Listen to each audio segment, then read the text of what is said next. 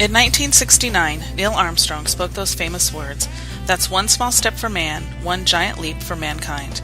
Although those words reverberated across the land, in one small farming community, my family added the fourth and final child to their family.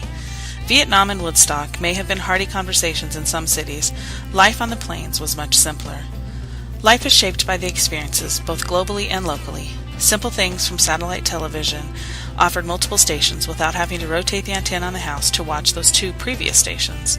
This was a life before computers and internet, and cell phones. That was something you may have saw on the Jetsons with the imagination in the year of 2062. In my house, we had a party line phone. Not only did you have to share that one line with everyone in the family, but also with 3 other families. Not only did you have siblings eavesdropping on those hushed conversations, but the lady down the road was listening too. Entertainment was a little different during this time as well. Because the closest town was 23 miles away, if not in school, we were lucky to make that journey once a week.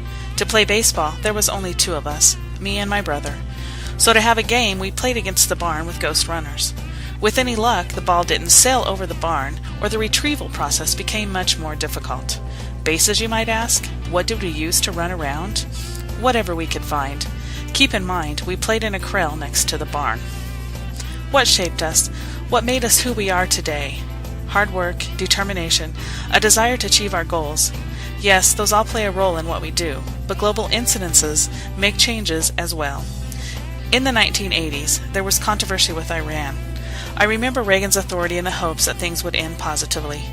Economic issues in the United States affected us as farming took a huge hit. Too much money loaned, prices crashed, led to negative outcomes for many farmers. On August 2, 1990, Iraqi forces invaded Kuwait. This was the first time people I went to school with were involved in a military ordeal with Desert Storm.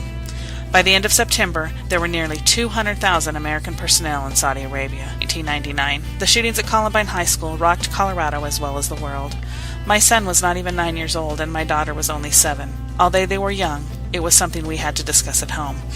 As a mother, I had to alleviate fears that this might happen to them.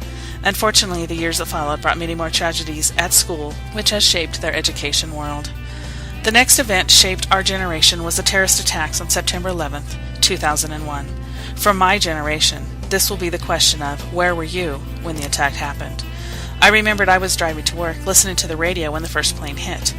The news people did not know what to make of this as I shut my vehicle off and walked into the office. I told the receptionist about it, who turned on the radio to listen. I remember the shock and horror she felt as the news continued throughout the day. It was amazing how the world just came to a halt during this day and for about a week afterwards. These terrorist attacks brought another desert war. Back to Iraq the troops went, and this caused a great deal of controversy for 10+ years. This war did see the fall of Hussein and eventually the death of Osama bin Laden. Unrest, according to the government, has become less of a threat. And now I look at these items in a different light. My son's best friend has joined the Marines and has begun his journey. It is a continuation of a story, beginning with my dad's service, to classmates, now on to another generation, the generation of my children. Different characters are now in the story, yet the story remains the same.